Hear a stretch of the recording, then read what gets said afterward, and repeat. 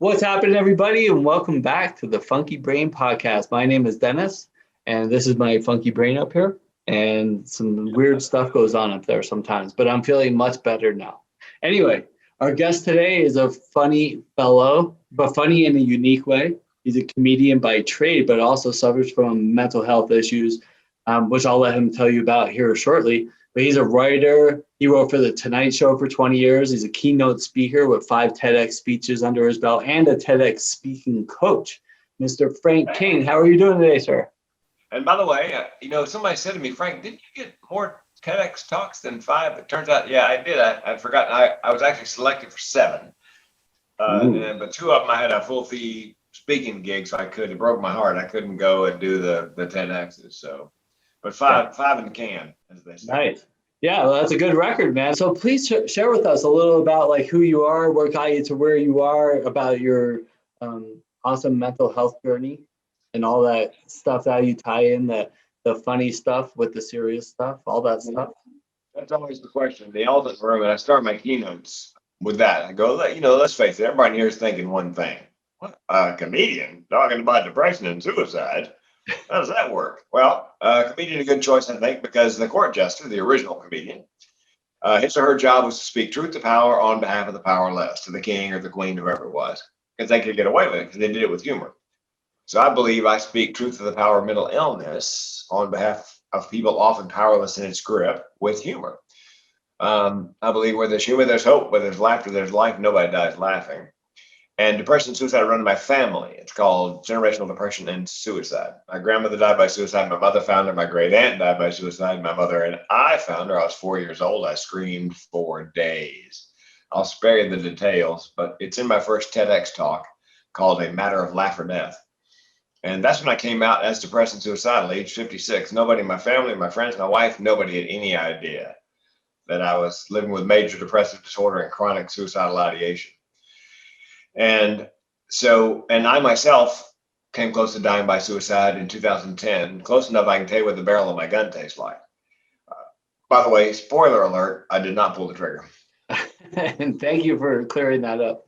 Yeah, well, and a friend of mine was matter of fact, I was just on Zoom with him. He's a fellow speaker. We're working on his ramping up his speaking career because I also speaker coach.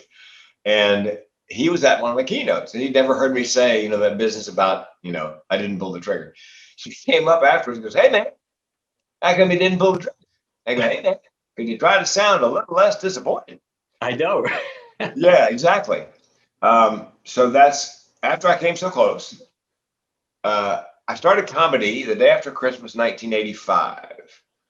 And I had 10 weeks booked on the road, which I thought was forever. It's kind of the beginning of the comedy club boom in 85. And I asked my girlfriend, now my wife for 33 years, expecting the worst. I said, "Listen, I'm going on the road to be a stand-up comic professionally. Do you want to come along for the ride?" She goes, "Yeah." So we gave up the apartment and our jobs and put everything in storage we couldn't fit into my tiny Dodge Colt. And she and I were on the road for 2,629 nights in a row nonstop. And we worked with and lived with Dennis Miller and Ellen and Rosie and Adam Sandler and Kevin James back when they were just comics. And then came off the road, did some radio. In Raleigh, North Carolina, my old hometown, I got a job as a morning DJ at the #1 rock and roll station, rock and roll morning show in Raleigh, which I drove that #1 show to #6 in 18 months, one of my proudest accomplishments. I didn't just drive it into the ground, drove it in the middle of earth. And when I got done with that, my manager, who's still a friend, the guy that fired me, he said, we can go back on the road. I go, "Phil, there is no road. It's going away." Because what held the tour together was they're really, the good clubs were the improvs and the punchlines, full week long. But what held the glue that held it together were these horrible one-nighters, beer bars, pool halls, honky-tonks, drunk idiots screaming, "Tell us jokes we too." Okay, here comes a slow one. You can slow dance.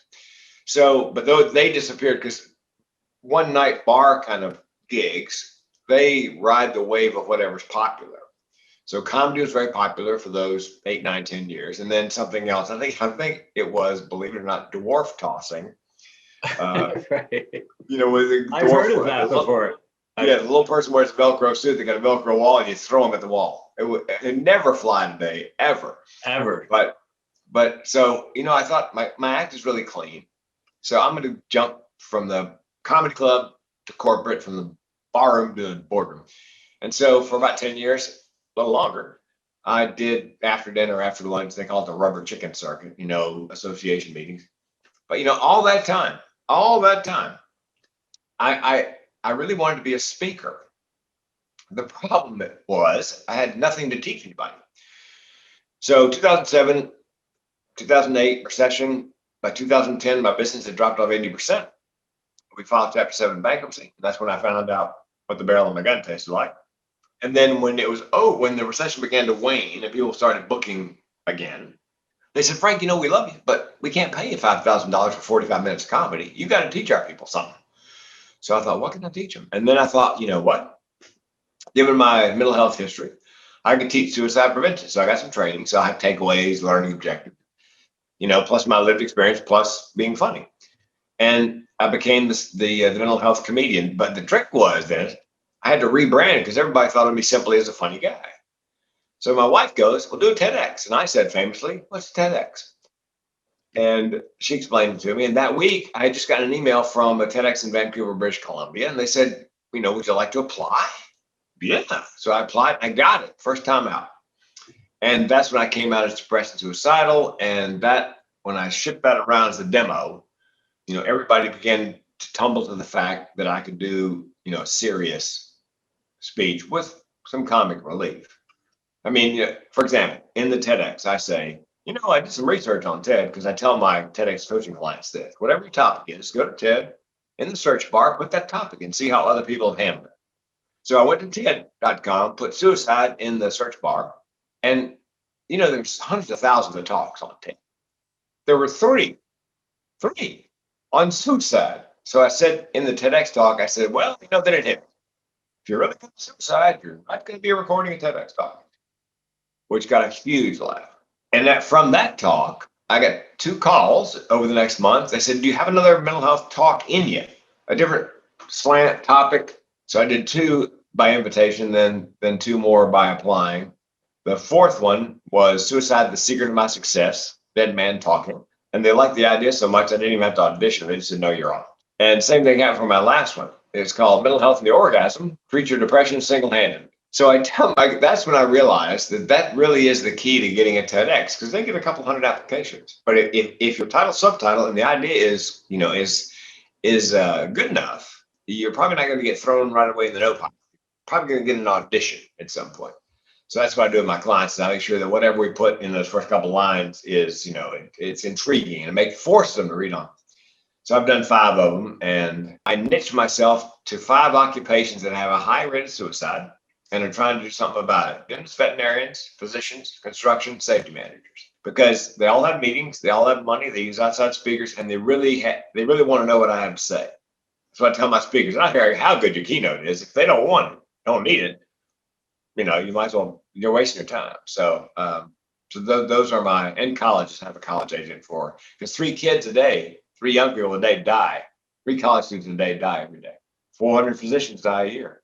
So I picked a lane, which is suicide prevention speaking, and then picked those 5 markets, which makes marketing a lot easier when you have rather than a shotgun, you just pick. And it's hard for me with my clients, my speaker coaching clients. Yeah, but I've got all these keynotes. I can talk on anything. Well, you know what? Marketing anything is going to be a little difficult. We need to narrow that down. Yeah, you have to have a specific niche. And I learned that too early on. And it's funny because I also used to do a lot of speaking, but now nobody's going anywhere. So I do the podcast here and then I do my coaching. And I love it and it's awesome. But when I started, my coach was like, we need to have focus on addiction recovery because that's my past, that's my background. And then have us even more specific for men. And I was like, okay, because then now we're really getting laser focused on a niche, on a specific demographic, because you can send out blanket marketing plans, but you have competition in every one and you're going to have a hard time getting any traction. So we stuck with the addiction recovery for men, life coach for addiction recovery for men. But now I have more women clients than men clients. So we had to get rid of the for men everywhere that we went, But you still have to have a net. That was my attempt at funny stuff. I tell my clients, the riches are in the niches. Yeah, it's true. I'm working on a series of books with a psychologist and a therapist on men's mental health. 2 of them are already out. One of the ebooks is a bestseller in 3 categories on Amazon. And it's men's mental health for that very reason. Because 8 out of 10 people who die by suicide in the US at this moment are men. And men tend not to seek help, whether it's mental or physical. I think they're opening up more. What do you think? Well, I think what's happening is there are movements in mental health to help men open up more. There's something called the SHED project out of Australia. SHED in Australia is a garage. Somebody discovered if you had 2 guys with their heads under the hood in a car and they're not looking each other in the eye, they can talk about important things. So they whether it's woodworking or automobile repair or whatever, as long as the guys aren't. I've got a friend who he and his dad go fishing, and they face opposite directions in the boat. And when they're facing away from each other, they can talk about things that matter. Interesting. Yeah, and there's the barbershop movement where they're teaching African American barbers mental health first aid, because again, they're not looking each other in the eye when they're cutting hair, and they can talk about anything. The problem, especially for Southern males, toxic masculinity, big boys don't cry. That's the way a lot of men were raised. Right. They don't show their emotions. They pull themselves up by their bootstraps. And it's not just mental. I've got several friends who've died of prostate and colon cancer, 2 eminently treatable diseases. But you know what? Neither one of them ever had a PSA or a colonoscopy, because, guys don't even. Right. I go very frequently, because of my past, I was a wild, crazy guy, lots of drugs and alcohol. And so I go, sometimes my doctors are like, you got to stop coming, because I go sometimes twice a year for blood work. And because I really damaged my body. So if anything is going to come along, I want to try to catch it early as possible. So I stay on top of it. And I was born with a bad heart valve. My dad gave it to me, a bicuspid aortic valve. So I had to have that replaced. It killed him at 40. I had mine replaced before 40. And I've had it replaced again. And I've got high cholesterol. And the upside of that is, and I have had a heart attack. The upside of that is I'm constantly seeing a doctor of one kind or another. Somebody's always looking under the hood. And it's a blessing in a way because you're cognizant of your mortality and you need to go. I just had a PSA blood draw yesterday. And I'll call my urologist and go, I had the blood draw. Let's talk about it. Listen to this. Last time I went to see the urologist for, a checkup on my prostate. And of course, they do the digital exam. I asked the young woman, because I looked up the retail price. I pay a $40 copay, but I thought I'll look up the retail price on sticking a finger up my wazoo. And it was $989. And so I said to the clueless receptionist, I go, do you do the retail on this? She goes, what? I go, you guys charge $989 to have a PA, stick his finger where the sun don't shine. She's still like, I go, there are 2 guys in downtown Eugene who would actually pay me to do this. Still nothing. Well, yeah. And I had a biopsy on my prostate because it was twice normal size. And the urologist called my wife on his day off. And my wife goes, he was practically giddy. And you know why? Because he was making $3,000 to call you. Well, no, it's benign. He says benign, which I don't think he probably gets to say to many wives when he calls, because guys put it off. Again, it's that toxic masculinity, tough guy. So like you, we decided that men needed a book specific. Oh, and we're probably going to sell more to women than men because they've got a man in their life who has an issue and they have no idea how to help. Right. So it's a manual. It's 12 stories. It looks like an automobile owner's manual. So the woman flips through the index and sees alcoholism, drug addiction, pornography addiction, whatever it is, and then read the chapter and see how the guy's handling it. There's resources and exercises and clinical information. So it really is a manual. But yeah, I have to hammer on my speaker coaching clients and my TEDx coaching clients. Look, I know you got all kinds of ideas, talk on all kinds of things. We need to narrow that down. It's really interesting that you say that about the women don't know how to handle the men's problems, and they want instruction on how to do that. So the reason that my client list started going up in the female side was because they came to me because their husbands or their sons had problems, or their fathers. They had problems with alcohol or drugs or something. So they came to me to try to figure out how, or to, if we can get them in at all. If not, how she can help them. And what happens is almost always is that they're not ready to accept any help.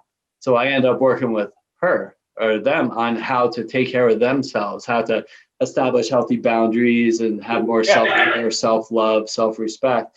And then they stick with me. And that I've had clients for a really long time that have really changed their lives because they came to me to help take care of their partners. We surveyed men, asked them what their problems were, top 10. Surveyed women. What do you think men's top 10 problems are? And the lists were roughly the same, different order. Then we asked men, what kind of help do you want from a woman?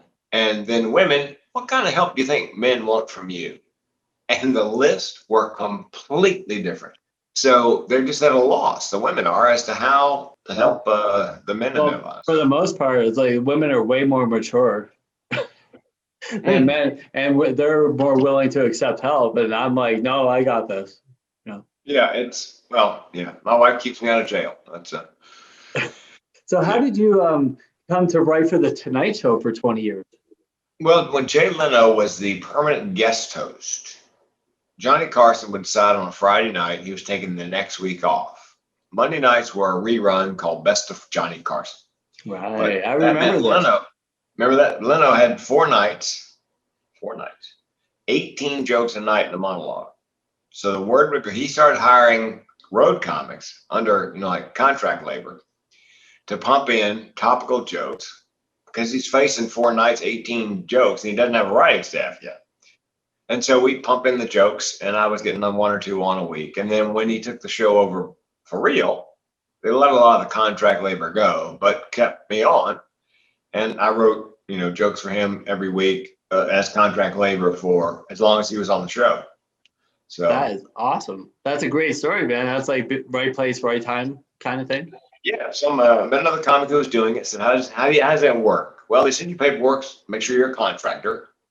And, you send them your social security number, sign the form, and you're a writer. And they give you a fax number. And every now and then they would change the fax number because guys would sign up and then, they send in a few jokes and then quit.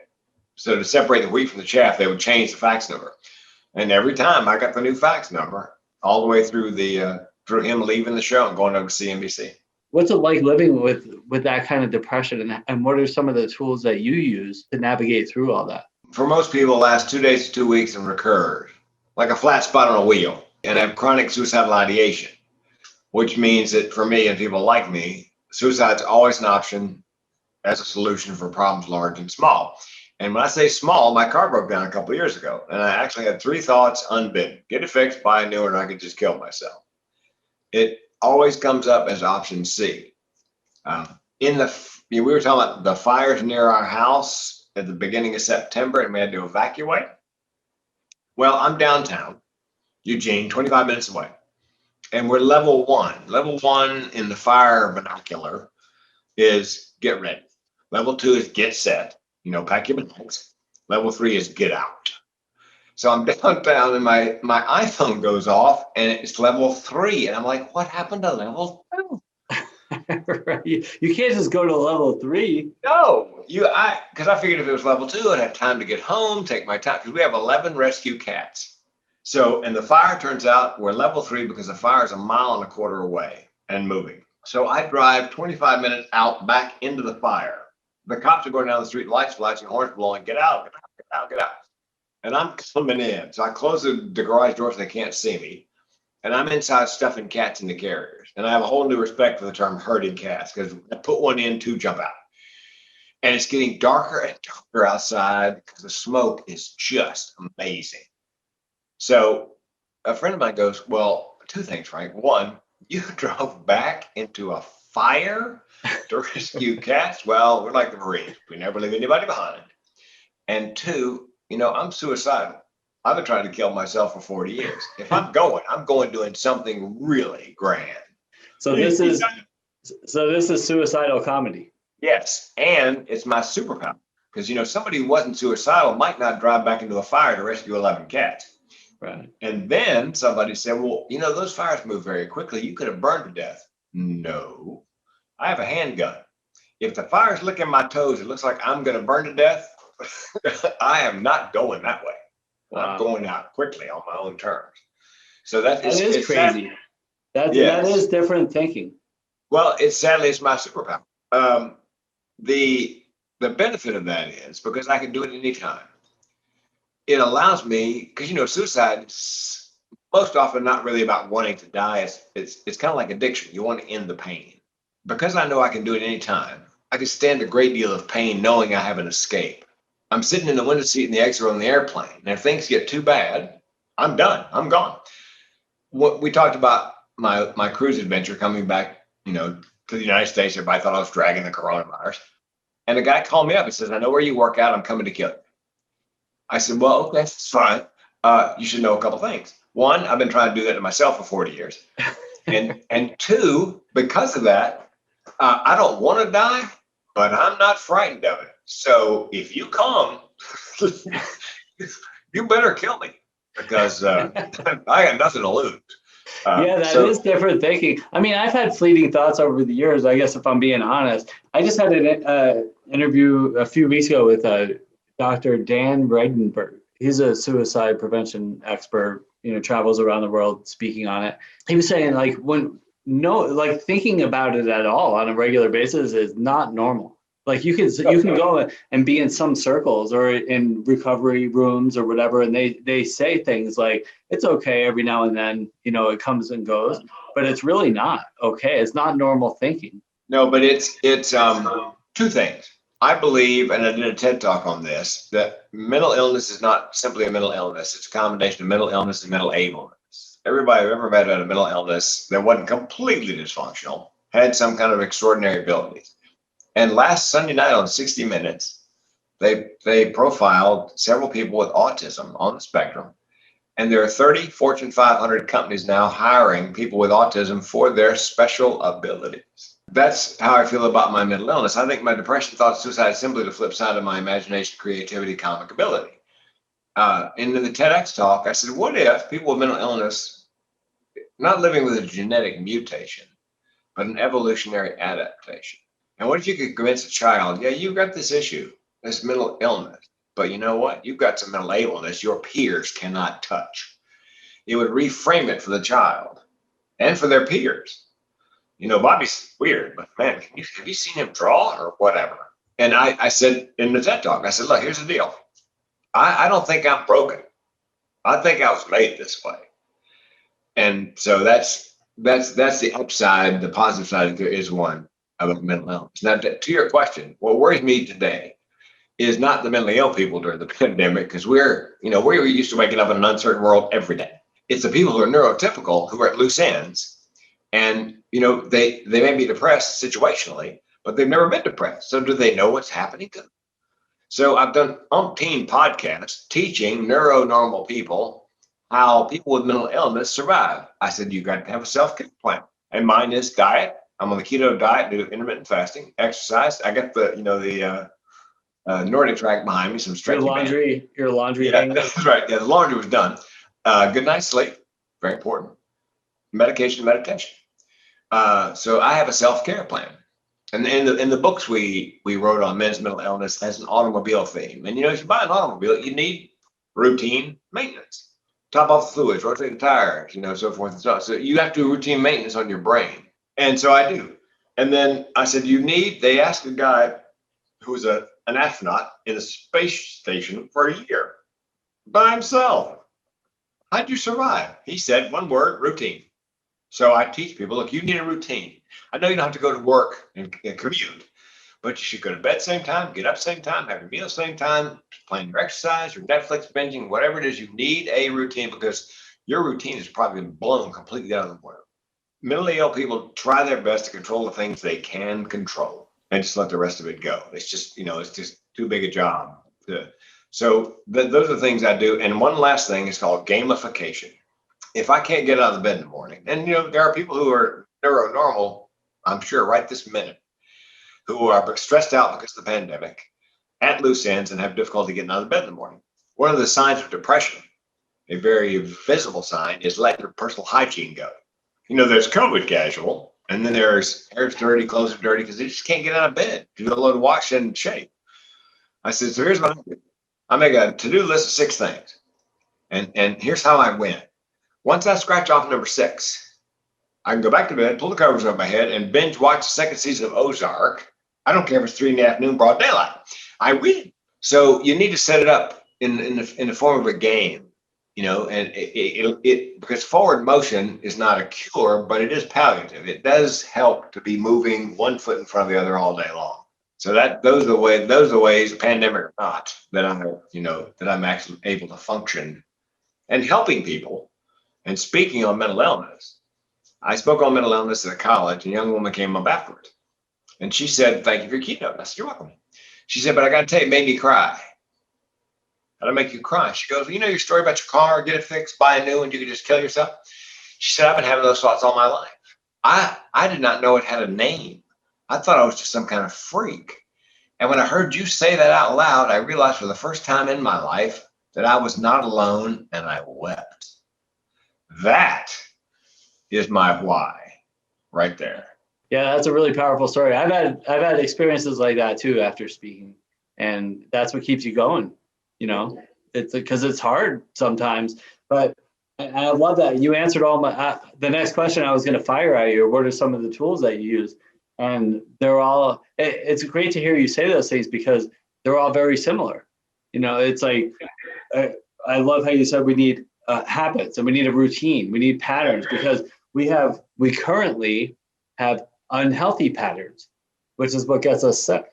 And so we need to reprogram our minds, our subconscious thinking, to develop healthy patterns. And we need to be willing to do those things. We need to wake up and have a routine. Okay, when I wake up, I meditate, I eat healthy, or I don't eat right away either. I tend to do more of an intermittent fasting type thing. Having these healthy routines, I drink a ton of water, I exercise, I read something productive instead of reading politics on Facebook and getting upset, because that's the way your day goes. You have control over how your day is going to go. If you wake up in the morning, as soon as you wake up in the morning, when you're rested, you're supposed to be more productive. So your brain absorbs what you put in front of it. So if I wake up and grab my phone and see what some politician is or is not doing for me or against me, then that's the way my day's going to go. But if I wake up and read something productive and inspiring and healthy, that's the way my day's going to go. I have a choice. And it's nice to have that choice and to pay attention. And the other piece that I love all the tools that you said, in my opinion, we all need something else, and that's an accountability partner, a mentor, a coach, somebody to talk with and to hold our feet to the fire and keep us on track, because isolation is my enemy. If I try to do all this stuff by myself, I'm going to end up in trouble. And I get those harmful thoughts that people talk about. I don't get really suicidal thoughts often, very often at all, but I could still go into like anger, fear, frustration, insecurity, worry, all those things. And then I just ruin my day and I become unproductive. Surround yourself with an expert in every area of your life. Like, I'm not an accountant. I hate doing my taxes. I need an accountant every year. If I have to go to court, I need a lawyer. If I get sick, I need a doctor. So surround myself with that. But also, I'm not a fitness expert, although I am, but not everybody is. And it's like, I need an accountability partner. Maybe I need somebody to help me with my business side of things or my spiritual side of things or whatever it is. Ask for help. Yeah, and I have an accountant, and I said, Kat, I think I was talking to some friend of mine. They go, you like your accountant? And I said, well, she keeps me out of jail. Yeah. And he looks at me and goes, is that a possibility? I said, no, I'm just saying, I'm not going to jail, but that's really her job, is to make sure I do senior or master's bodybuilding. I'm small boned. I'm never going to be big. But when you get to be a master's over 60 bodybuilder, it's not about size, it's about proportion, vascularity, muscularity. And I waited, by the way, it's always been on my bucket list. I waited until after I was 60 because I figured pretty much everybody else given up. See if we can make the camera see this. Yeah, I was getting ready for a contest in April, a natural contest. And yeah, so, but That was great, man. You're in awesome shape. I appreciate seeing that. well, and it's part of my self-care plan. Here's why. Two reasons. One, it allows me to achieve in an area completely outside of what I do for a living. And two, there's a consistency to all things in the gym. Whether you're in London or in New York or in Portland, a 25-pound dumbbell weighs 25 pounds. And the names on the equipment, the labels may be different, but elliptical runner is pretty much an elliptical runner. So there's a consistency, in that. So it's very comforting. You go in a gym, you smell the sweat, the irons and everything, it's the same every time you go.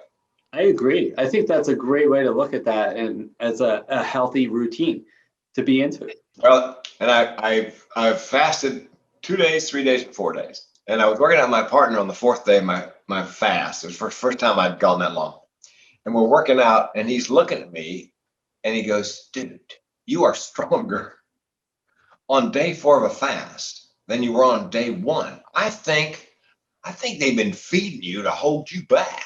That's right. I think that's true for everybody. I think we all eat totally. It's all in excess. But, whenever I do a fast, there's never more clarity in my life than when I'm cutting off anything out. When you just stick to water, I mean, there's so much clarity that comes into your head because you're not bogged down with whatever it is that we're putting into our bodies. By day 4, I was mispronouncing things and getting things, sentences backwards. Yeah, you're strong, but man, your vocabulary is shot to hell. Yeah, but you're taking care of your body. At least on the outside of that, that's 4 days is quite a long time. But body, mind, and spirit, right? So if I need to constantly be working on all 3 of those areas, and it's hard to have all 3 in alignment all the time. But Buddha said 2,500 years ago is like to take care of our bodies is a duty. And I think we need to keep our minds sharp. And we need to keep our bodies strong. And then, of course, we need to have a spiritual lifestyle, I think, in my opinion, to just be at peace with everything. So outside of working in this mental health space, what else inspires you? What inspires you to keep going and rocking and rolling? I mean, I could see the bodybuilding and taking care of yourself. After all those people have come up to me, because what I do is I do a keynote and then do general Q&A. And then I said, look, if anybody's got a question you don't want to ask in front of everybody, I'm crazy, can you help me? I'll hang out and answer questions individually. And oftentimes 1 or 2 people, sometimes 8. And every time except once, somebody in the audience has chronic suicidal ideation. Didn't know it had a name. Thought they were a freak. And the relief is palpable. And I was University of Montana Billings. It was evening, it was dusk. The kid was going to get the truck to take him back to the motel. It starts to snow. I can hear a river right nearby. And I'm thinking about all the people who have come up to me. And I thought, you know what? I'm kind of like George Bailey in It's a Wonderful Life. I've been shown what these people's lives would be like if I weren't there to inform them that no, in fact, you're not alone. And my second thought was, well, now I can't kill myself because I would take all those people with me who never got a chance to hear me say that out loud. So I'm stuck.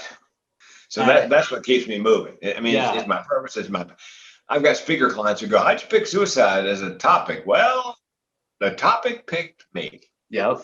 Yeah, that's exactly right. And I agree with you. And I had this one, I spoke at a school once, it was one of early speaking. It was like 15 years ago. And this girl, it was about addiction and just recovering from that hopeless state of feeling and being.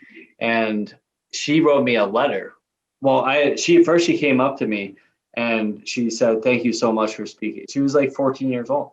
My dad has a really bad problem and it scares me sometimes, but you helped me to feel at peace with myself. And then she wrote me this letter, and I still have that letter. I have I put together this book of recovery, my recovery book. And over the years, early on, I used to cut out like these, all these cliches that we hear all the time, bumper stickers and things that inspired me early on when I started to understand life more. And I kept her letter, and I look at it at least a couple times a year. I'll open that up and be like, this is why we do this. It's like, it keeps you happy, Well, in the TEDx, I've gotten emails, Twitter DMs, messages on YouTube from people who stumbled on there's a guy somewhere in Scandinavia sent me a note, email. I'm 40 years old. I got a lovely wife, darling daughter, great job, but I can't remember the last time I was happy. And he said, I was cruising around YouTube. I came across one of your TEDx talks and realized for the first time in my life that it wasn't just me. I wasn't alone. Yeah. So I emailed back. I said, well, I hope someday you can be in a space where you can share what you shared with me with your family and friends. In your safe space where they're they think they're ready to, because that's it will make things better generally if they know why you are the way you are. Yeah. And then DM me. She goes, I reach out to people on Twitter all the time for my TEDx coaching. If they're an author, speaker, coach, or Toastmaster, I send a DM. They DM me back, and the young woman wrote, I can't believe it's you. She goes, last fall I was at the lowest point in my life, and I saw one of your TEDx talks, and I thought, oh my God, if he can do it, I think I can do it. I can survive this. She said, thank you for being vulnerable, sharing your story. It's probably saved my life. The hope is really just to reach somebody who's suffering and let them know that they're not alone, like you said, and two, they don't have to do it by themselves. That's my biggest message I like to get across. Yeah, and I spoke at a big manufacturing plant in January. They make fire hydrants. Next time you walk by a fire hydrant, see if it doesn't say CLOW, clow. And I thought that meant, container, liquid, whatever. It's the name of the company. So I did two safety, it was a safety, annual safety meeting. And this year they wanted to focus on mental health. So I did 2 shifts, the 2 keynotes. And I just happened to talk to the woman that hired me this week about getting the video from, they did Facebook Live and I was supposed to get a video and I forgot. She goes, Frank, you have no idea the impact after you left. Yeah. We had people coming they have 2 nurses on staff, coming into the nurse's office saying, look, I need help. Yeah. So my job and your job, I imagine, is to give people permission to give voice to these things without recrimination. Yeah. And it's so funny too, that people are so, it's a kind of like a paradox. People are so like embarrassed or shameful, they're guilty or whatever to admit these types of things. Yet every time I go somewhere and it comes out that I'm sober or whatever it is that I do, every party, every event, somebody comes up to me and talks to me about them or their father or their husband or their whatever, because somebody's hurting and they just don't know that it's okay and that there's people you can talk to, and they'll hold it in and be miserable for years. Yeah, my last TEDx, the next last TEDx was in Pensacola.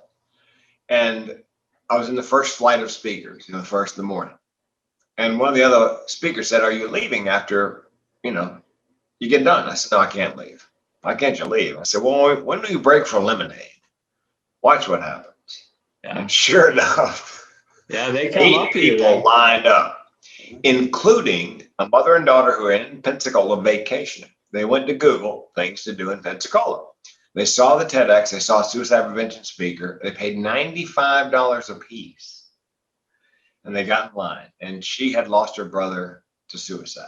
And she wanted to know, and this happens all the time, I stared into the abyss and came back. And she wanted to know, first of all, why he wanted to kill himself. And of course, I said, I'll bet you he did not want to die, but he probably just wanted to end the pain. But it's either about them or a relative. And I warn my speakers who speak on these things, Dennis, look, you need to allow 45 for keynote, 15 for Q&A, and then allow another half an hour if you're talking about these kind of subjects, because you are going to have people lined up.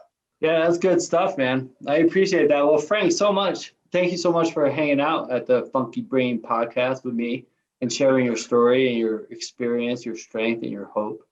And if somebody wants to get in touch with Frank King, how do they do that? TheMentalHealthComedian.com. The phone number's there, email's there, and book number 1 in our series on men's mental health. I'm narrating the books for Audible. And I had my audio editor make an MP3 copy for me. So if you put an email address in at my website, The Mental Health Comedian, you can download the MP3 of the entire unabridged audio book, the first book in the series on men's mental health for nothing. That's awesome stuff, man. Well, good. Any closing arguments? Closing arguments. Your Honor, Yeah, let's do this. People often ask, I've got a depressed friend, family member, whatever. What do I say to them? Here's my advice. Don't say anything. Just actively listen. Yeah. Yeah, great stuff, man. Well, thanks again, Frank King. I appreciate your time and your wisdom. Thanks, everybody, for tuning into the Funky Brain podcast. Have a great day today, unless you have other plans. So you can't think your way into a new way of acting. You have to act your way into a new way of thinking and being. Hi, I'm Dennis Berry, best-selling author, speaker, and life coach for addiction recovery. So many people are stuck in their addiction, whether it's like drugs or alcohol or food or shopping or sex or money, and they think they can just stop or try to figure it out on their own, but they don't change anything in their lives. Nothing changes if nothing changes. In order for change to happen, you have to change something. My clients will be like, oh, I'll stop tomorrow, or if this happens, then I stop, or someday I'll just give it up. And then they just sit around and think, and hope for different or better results, but it doesn't happen. You have to take action. Action most people aren't willing to take. People don't become willing until they're in enough pain, me included. And unfortunately, they wait and they wait. And time passes by. Even if you are willing, you don't even know where to begin. And that's where I come in. In my best-selling book, Funky Wisdom, A Practical Guide to Life, I talk about the how approach. How do I get sober? How do I stop doing drugs? How do I become healthier? How do I have more successful relationships? How do I become more financially successful? And the answer is how. Honesty, open-mindedness, and willingness. I have to honestly admit that there's a problem. I have to honestly admit that things aren't going well and there needs to be changes. And then once I do that, the door opens and I become open to seeing new ways of living. And then I become willing to make those changes. You can't solve a problem with the same mind that created it. That's why I'm here to help. And, you know, I've been working with clients for over 15 years and helping them get clean and sober and change their lives and achieve inner peace and success. If you or somebody you love is struggling and doesn't know where to begin and how to make those changes to get to where they need to be, give me a call. Not tomorrow or in a week from now when you're hungover and your life is falling apart. Call now. Start making that change today and you'll be glad that you did. I'm sending you love and good vibes. Have a great day today.